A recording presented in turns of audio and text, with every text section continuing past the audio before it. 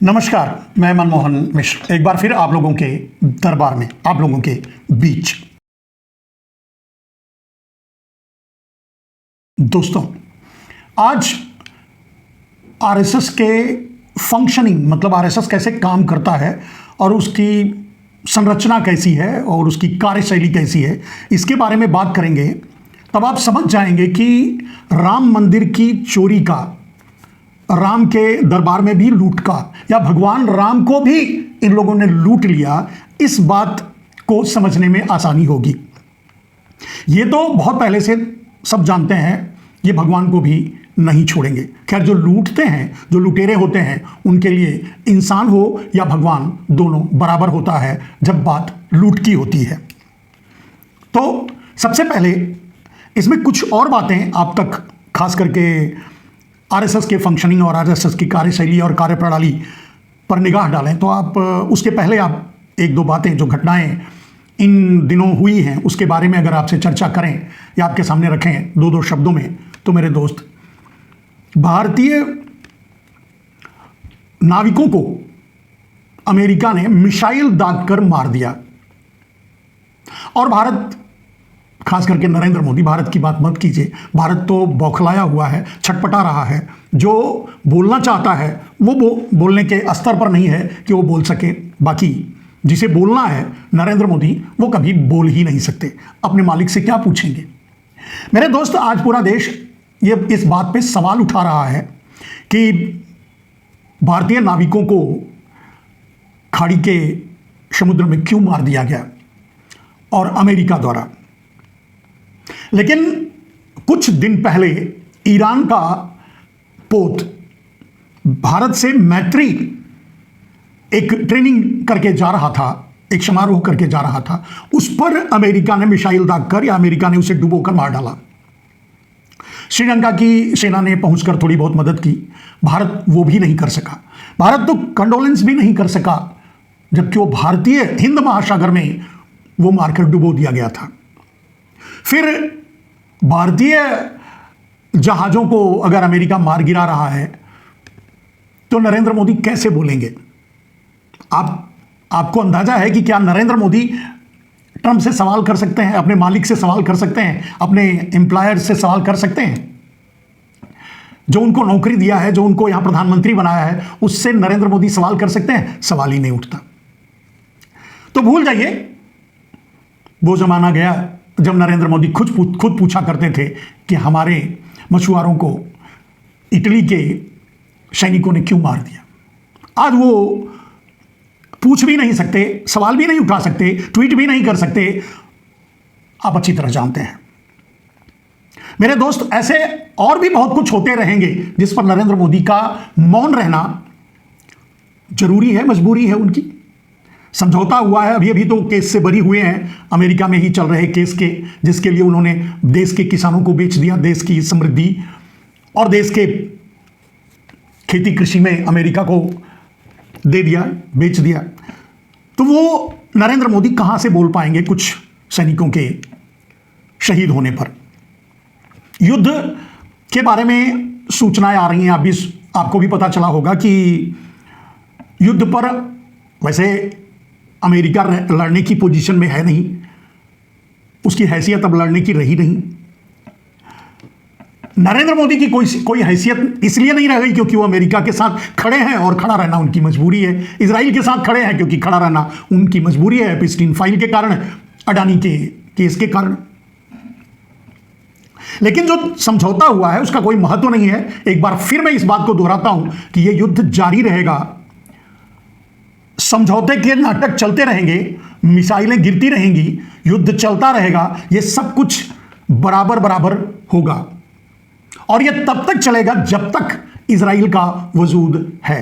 वैसे अमेरिका तो इजराइल को भी डरा रहा था कि ईरान खत्म करने वाला था, हमने तुमको बचा दिया, वगैरह वगैरह। लेकिन इन सब बातों का कोई मतलब नहीं। इजराइल मानने वाला नहीं है, ईरान हारने वाला नहीं है। अमेरिका अपनी कुबुद्धि या अपनी कूटनीतिक या अपनी कुचालों से बाज आने वाला नहीं है। अपनी व्यापार से, क्योंकि युद्ध चलता रहेगा तो उसका व्यापार बना रहेगा, तो उससे बाज आने वाला नहीं है। इससे यह आप मान के चलिए कि युद्ध अब कभी बंद नहीं होगा, इजराइल के वजूद में रहते या फिर पूरी दुनिया परमाणु युद्ध के संघर्ष में खत्म हो जाएगी। मेरे दोस्त, एक और बात जो चल रहा है इस समय, राजनीति में इतना गिरावट आ गई है, इतना पतन हो गया है कि अब किसी सांसद, किसी विधायक का कोई नाम लेता है तो उसके मुंह पे थूकने का मन करता है। इतनी गिर चुकी है राजनीति और इतना गिरा दिया है नरेंद्र मोदी ने। आपको पता ही होगा टीएमसी सांसदों को और अब शिवसेना के सांसदों पर की खरीद फरोख्त किस तरह से की जा रही है, डरा कर, धमका कर, ईडी का डर दिखाकर किस तरह की राजनीति आज हो रही है। ये मैं नहीं समझता कि अंग्रेजों के समय में भी इतनी गंदे तरीके से भारत पर राज करने के लिए इतनी गंदी राजनीति अंग्रेजों ने भी की होगी, मुझे नहीं लगता। एक और बात मेरे दोस्त, काकरोचों का फैलाव धीरे धीरे बढ़ रहा है। नरेंद्र मोदी के दिन भी धीरे धीरे कम हो रहे हैं राजनीति में। तैयारी में वो पहले से ही हैं, या तो भारत में इमरजेंसी लगाकर खुद राष्ट्रपति बनकर या किसी तरह से आगे भी राज करेंगे जबरदस्ती, और या फिर किसी देश में अपने नीरव भाई की तरह सेटल हो जाएंगे भागकर। यही होगा, इससे हट करके कुछ होने वाला नहीं है। दोनों में से क्या होगा आगे देखा जाएगा, क्योंकि अब लोकतंत्र में कुछ बदलाव होगा। लोकतंत्र से तो मुझे तो नहीं लगता, और ना ही लोकतंत्र बचा है।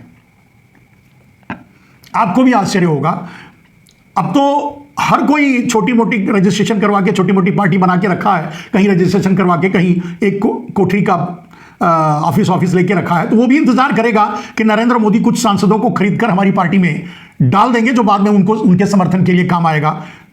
इस घटना को आप टीएमसी सांसदों से जोड़ सकते हैं मेरे दोस्त, जो एक अनजाने संगठन में पैसे देकर के नरेंद्र मोदी ने सांसदों को मर्ज करवा दिया। अभी तो ऐसा मर्ज तो आपने इतिहास में कभी, मतलब कहा कि इतनी गंदी राजनीति, इतनी थू राजनीति तो शायद ही आपने देखा होगा आज तक।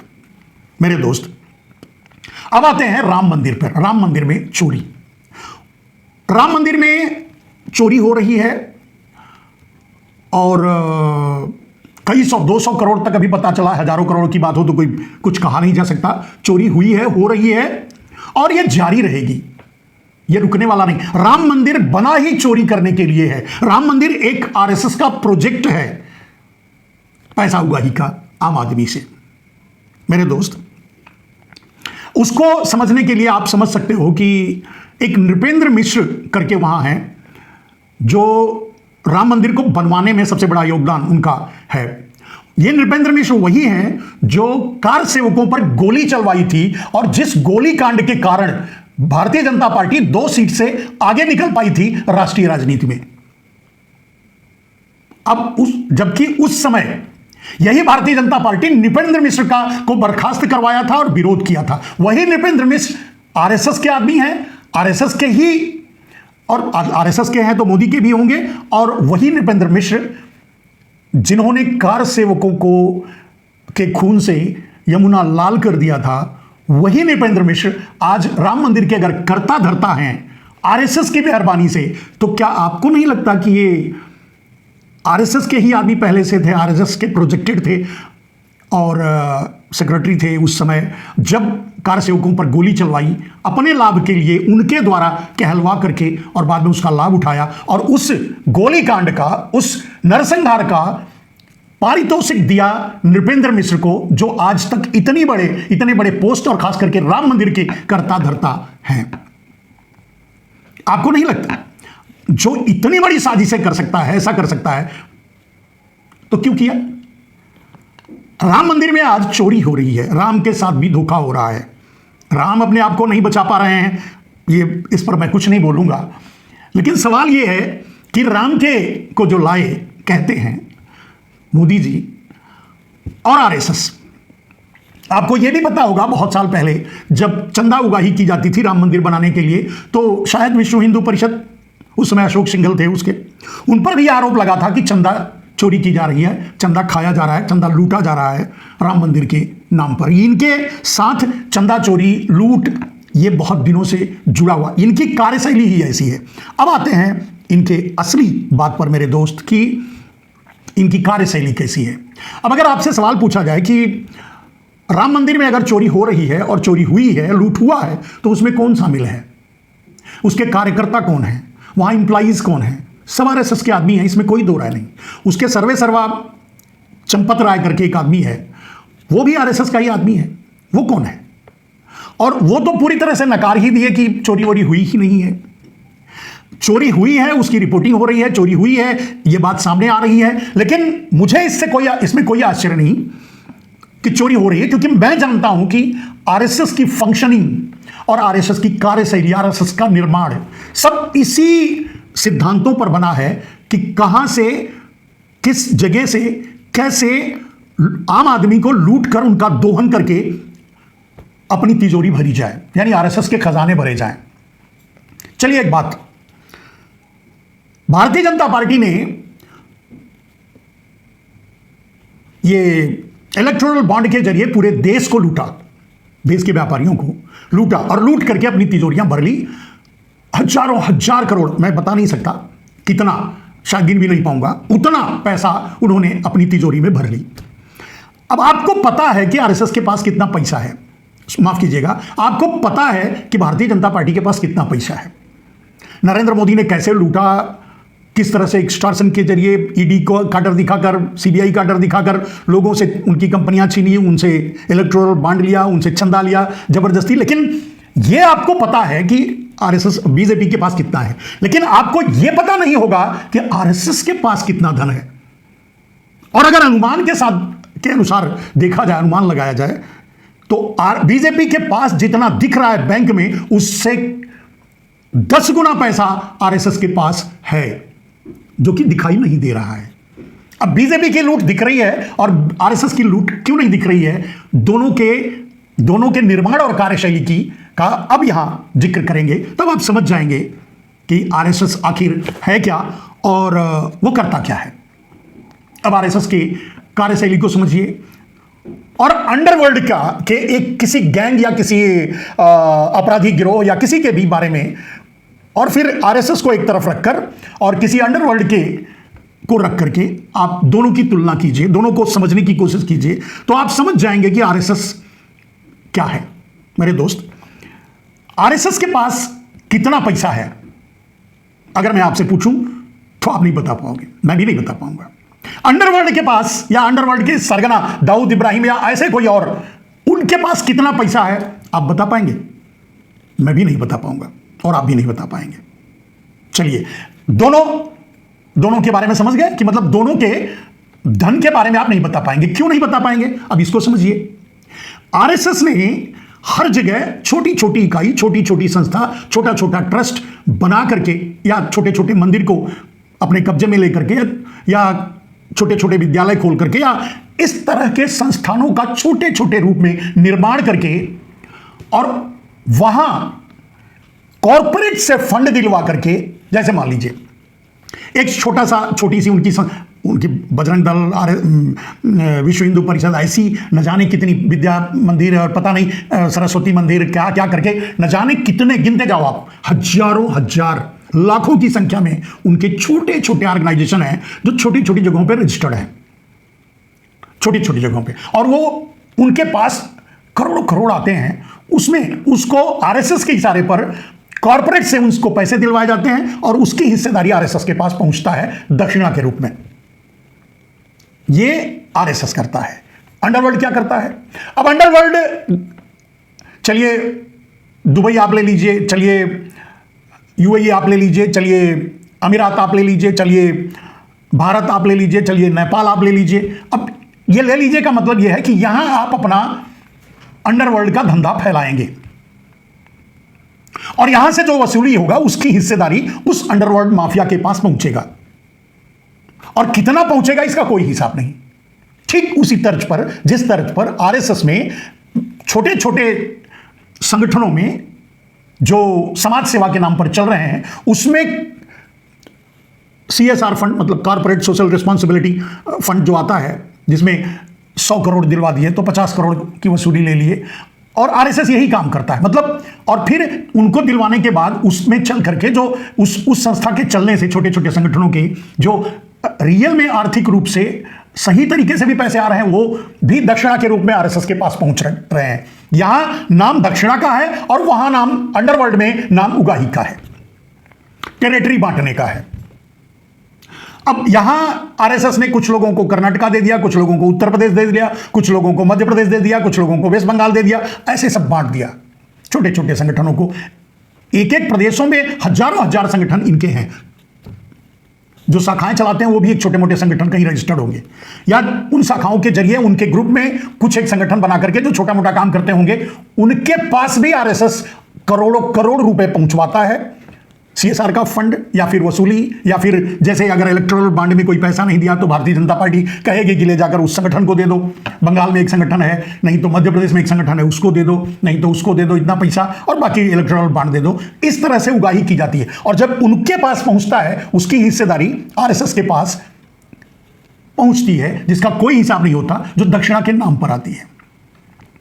यहां अंडरवर्ल्ड की उगाही ठीक इसी तरह चलती है, वो भी प्रदेश बांट देते हैं, तुम इस प्रदेश में ड्रग बेचो, तुम इस प्रदेश में गुटखा और अनैतिक सामान बेचो, तुम इस प्रदेश में शराब बेचो, तुम इस प्रदेश में वेश्यालय चलाओ, तुम इस प्रदेश में शासन का धंधा करो, तुम इस प्रदेश में इस तरह से उगाही करो, और वो सब कुछ ला करके उस माफिया सरगना को दो, अनाधिकृत रूप से, अनऑफिशियली, बिना किसी हिसाब किताब के, और उस माफिया के पास, अंडरवर्ल्ड के उस माफिया के पास वो पहुंचता रहता है पैसा।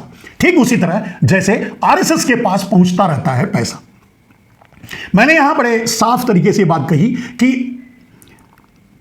सारे राम मंदिर में सारे कार्यकर्ता, सारे एम्प्लॉइज, सारे पदाधिकारी सब आरएसएस के हैं। भारत के कोने कोने में जितनी भी संस्थाएं थी, आपकी यूनिवर्सिटी है, आपका कॉलेज है, आपका विश्वविद्यालय है, आपका जो भी है, आपका हॉस्पिटल्स है, आप सब जगह चुन चुन करके, ढूंढ ढूंढ करके आरएसएस के लोगों को बिठा दिया गया है।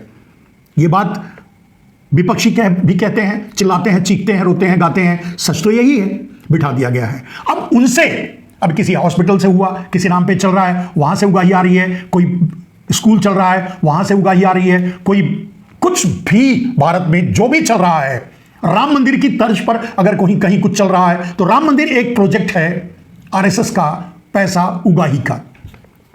अब आप अंदाजा लगा सकते हैं चंपत राय लूट करके कहां ले जाएंगे। यह पैसा अगर 100-200 करोड़ लूटा गया तो कितना लोग खाएंगे, कितनी गाड़ियां खरीदेंगे, कितने बंगले बनवाएंगे, कितना करेंगे, और करके भी बचे रहेंगे तो कैसे, बिना